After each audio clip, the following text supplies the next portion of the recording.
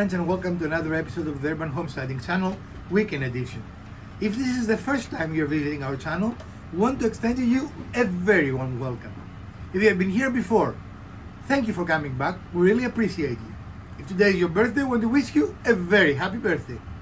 Well, because wood is about $1 million per linear foot, we continue our Use Your Scrap series. That's a new series. I didn't know we were making. Okay, but we are now. We are making it now.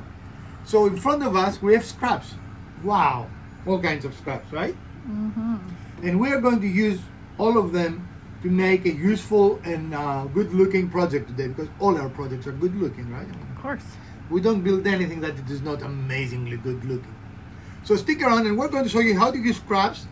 And the only criterion for this build is that our scraps are the same thickness, right? We don't care about width, and we're going to cut them to the correct length.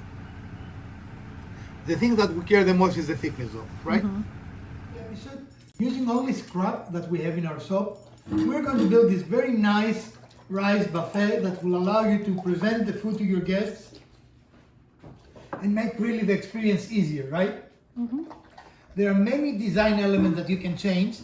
This color scheme fits our furniture perfectly, but definitely can be in more bold colors, right, or whatever else you desire. If you stick around, like always, we're going to show you every step of the way how to build it, and also give you a lot of tips and tricks about woodworking. I would call this a beginner project. What do you guys call it? Fairly. And you don't really need a lot of tools, even though we did use them. A saw to cut the wood is pretty much all you need. Yep. Nothing really fancy here, right? Right. What are we calling this thing? I don't know what it's called. It's a tabletop buffet.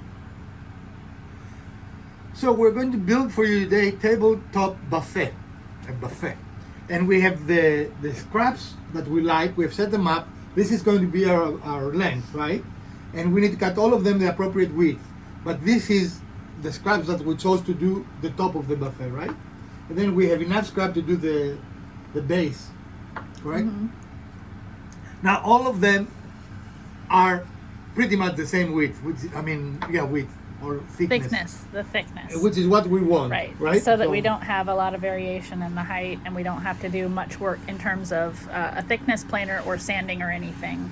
So we're going to, the next step is we're going to go to our chop saw and cut them all to, what is the dimension which was 12? 12. So to 1 foot. Okay. And we're going to set our stop, and we're going to do that. So we're going to start by removing the miter of this one, right? To make it straight.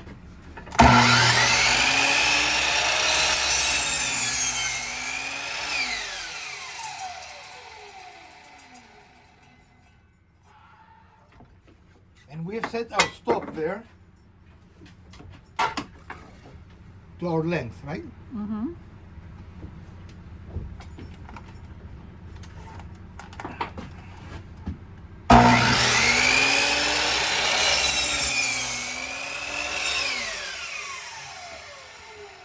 This is our first piece.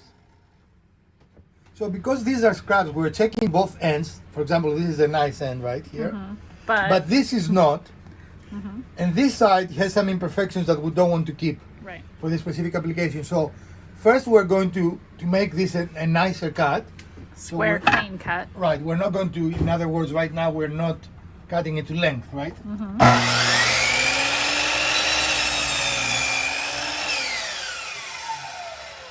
It's nice and perfect, right? And as you can see, it was really very, very little that we cut off just to clean it up.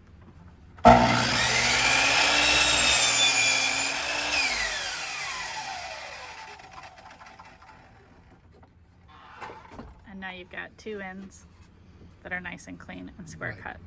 Okay. So here they are. This is the length we want and the width we want, right? Now the plan for this is for to have different colors, right? So because that is the plan, the next thing we have to do is actually the coloring part, right? Okay. But because we want them to be very tight, I would like to pass all of them through our joinder. Okay, so we'll set up and do that. This is going to be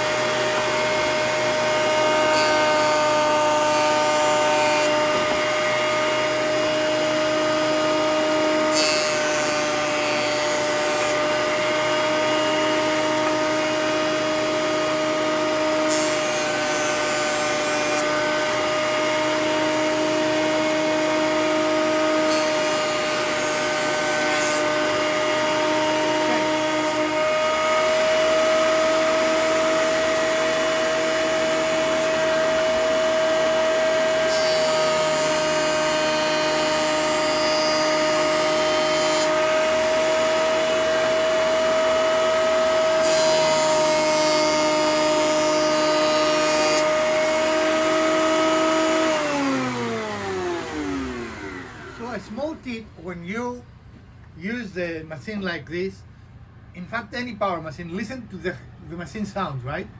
On this machine is critical because as long as you hear through the length of what you're edging, the knives cutting, I mean, you hear a very distinct sound, then you are good, right? You're making a flat surface. If at some point it cuts off, means that you have a little imperfection you need to go through again. Does that make sense or not? I don't know. All right?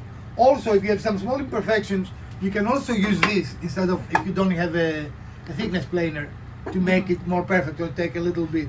This machine takes from, I don't remember, what 1/32. is, from 1/32 to what? It has 1/32, 1/16, 3/32, and 1/8. So it takes up to 1/8 off, which is a Right. blade width, you know? Right. So it is a very nice, useful machine.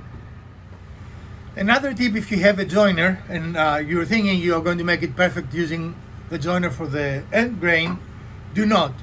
Joiners do not like end grain, right? In fact, we were not recording it, but we tried it and it just caught and stopped, right? Yeah.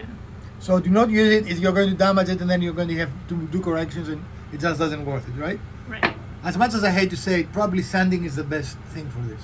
So as we're doing the test fitting on the pieces, Mrs. Wizard realized that our surface, which we have used as a reference surface for a long time, is actually not flat. So I did put a straight aluminum edge there, and as you can see, it's flat there, and it's flat on the other side. But when you come in the middle, there is a huge gap, like really huge. Yeah. So maybe that's part of why we had some difficulties in the past, right? Could be. We were assuming this was flat, and it should be because this is MDF. I don't even know how it bent this way, you know? Don't know. It's lots of wear and love. And a few coffee spills, maybe. I don't think coffee spills make MDF bend.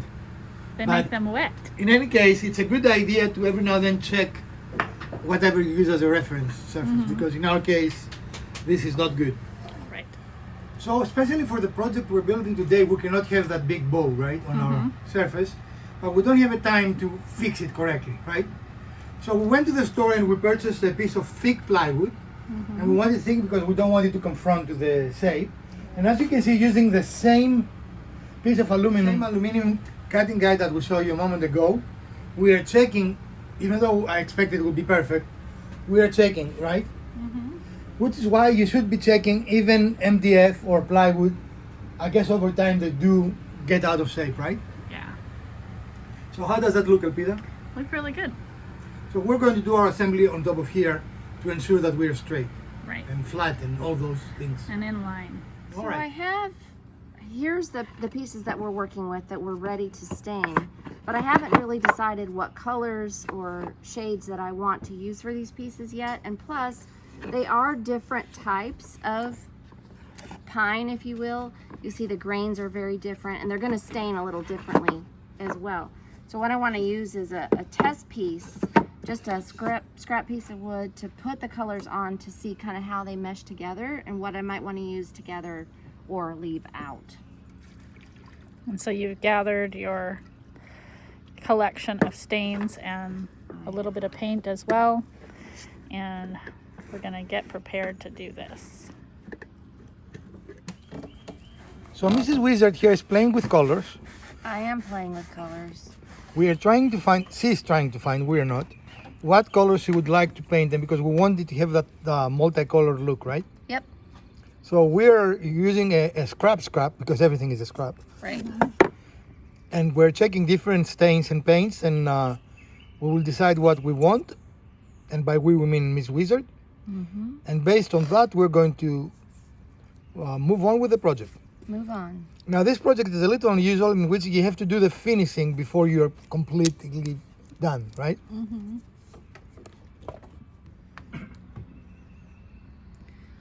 So here we are, having started doing all the stains. We have 4 different stains we're using, is that Yep. correct? Yep. Okay. One of them is like a red mahogany, one is a chestnut, one is a walnut. What's the other one? Espresso. Espresso. And there is a more expensive way to do that, and that is buying different species of wood. But you can kind of get the same feel. Yeah, and we are cheap, right? We've discussed And that. we are cheap. And we are, I'm trying to make them, and very much so, I think they look like different species. because the grain in all of them. These two are the same. This is a English chestnut. This one here. Again, there's a dark walnut, which is this and this. This is the red mahogany, and I'm going to use the espresso on the large pieces here. Okay, cool. Looks good. So we have the Base. braces. I'm going to call this a brace, and these are the kind of the feet or end pieces to our structure, which is going to provide the support to what we're building. And this is currently upside down for our assembly purposes. So this is the top here, and this is the base. Okay. And then we have drilled pocket holes in each of the four corners to attach these braces to the end, headboard almost.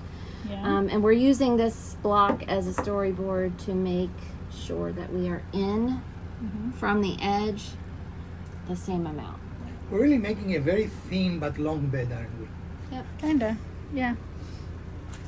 Okay. So now we're going to attach the supports to the ends. And we're going to put just a little bit of glue on the end of each one of those right before we put in the pocket hole screw, right? Okay. So this is our base completed. Again, we use pocket screws to attach the two, and we also use a little bit of a staple, because with one pocket screw they will have a tendency to rotate until the glue dries, right? I mean, otherwise it will be fine. So the little staple helps hold it in place so that the glue can dry and they'll stay stable. Correct. Okay. So we decided to finish this. This is a matter of taste, right? You can go a totally different color. We chose one of the stains we used. And we're thinking we're going to do the same with the frame around the top. You are welcome to do anything you want. Again, it is a matter of personal taste, right, Mrs. Wizard? Yep. I, for example, like this contrast. Mrs. Wizard wants it finished, so we're finishing it. So we're gluing the top in segments, partially because we don't have a long enough place. Also, we don't have long enough clamps, right? So we have to figure out a way to connect them, put them together when we put the segments together. Because that will be, 36 inches, right? Right. So I have to figure out some creative way to do that. But in the meantime, these pieces look really nice. The different stains are contrasting really well. And again, they mimic different species of wood. This is the poor man's elegant way of combining the same wood and make it look different wood. Right. And again, we're using this new piece of ply that we went out and bought to make sure that our surface is flat. Right. So we are doing the last section before putting all the pieces together. So we're just going to apply the glue and then clamp them together. And for this project, we almost use every clamp we have. Sounds like you need more clamps. Somebody has a birthday coming up. Yeah. Yeah. That will be my birthday gift, more clamps. And there's Father's Day as well, so yeah, that'll be it. No surprise, it's just clamps. See. So instead of socks, clamps. Well, if you prefer socks. Or underwear. Yeah. You know, they all make good gifts. Right. So as we put them there, No. You don't need to do that one yet. do you want these to make sure they're not? Yeah, we'll do that to make sure it's square and flush.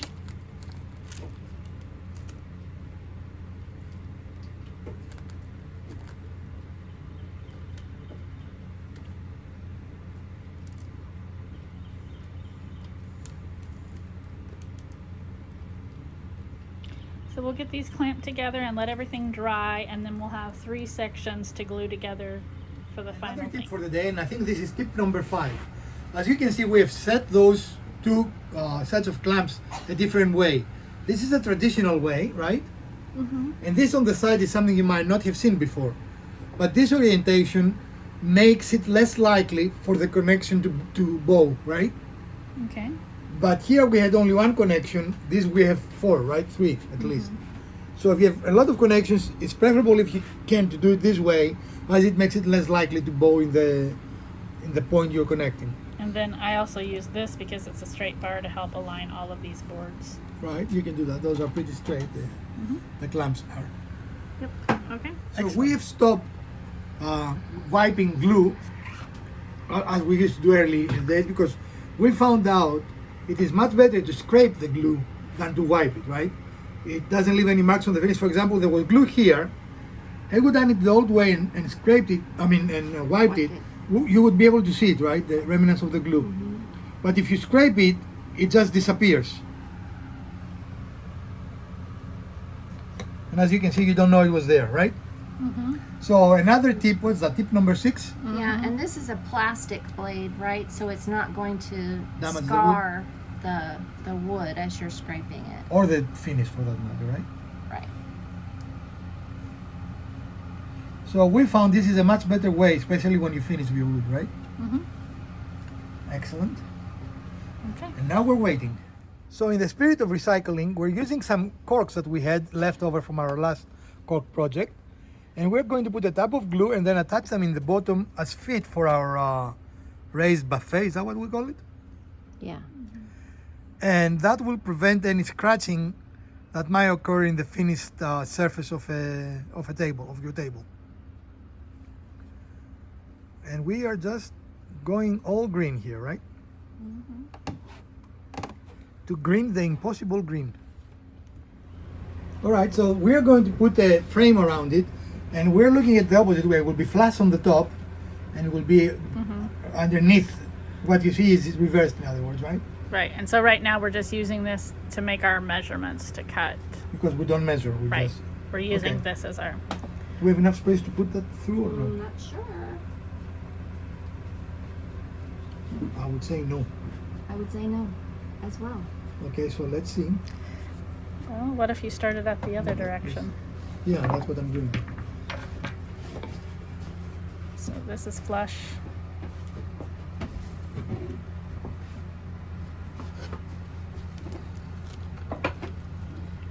Well, this is not flush though. This So is maybe flush. there is a small, but it is not flush this direction. Okay, well. So Okay. You want to mark it? This is the right. but hang on. So yeah, so that one needs to be there, right? There, or we need an extra piece? Stop for one second. End of our episode, and here is our final product on our table. And again, the dimensions, we could give you the dimensions, we'll be happy to if you ask, but really depend on your table, right? This would be too big for some tables and too small for some other tables. We build it to fit our table, and again, that is the benefit of DIY builds. Friends, and this is our final product. We call this a raised top table buffet, right? Or tabletop buffet. Tabletop buffet. Once again, we made that using everything we have. We didn't buy anything for this project, right? We did buy something to make the project, and that is the piece of plywood you see underneath it. But this is going to be used in other projects as well, so it doesn't count as a purchase, right? Right. Again, we mimic a look of contrasting woods, different species woods, by using different stains. And I think it did a very good job in doing that. And you Yeah. can see that on the top here, you know. Oh yeah. All the different grains are highlighted. Looks great. Awesome. We hope you enjoyed this episode, and if you did, we'd appreciate a thumbs up. If you didn't, hit the other button twice. Share, like, subscribe. Let us know if you like this kind of video or what other kind of video you might want to watch in future episodes. From Dr. Wizard, Mrs. Wizard, Elpida, and the Urban Homesteading channel, stay safe, and we will see you next week.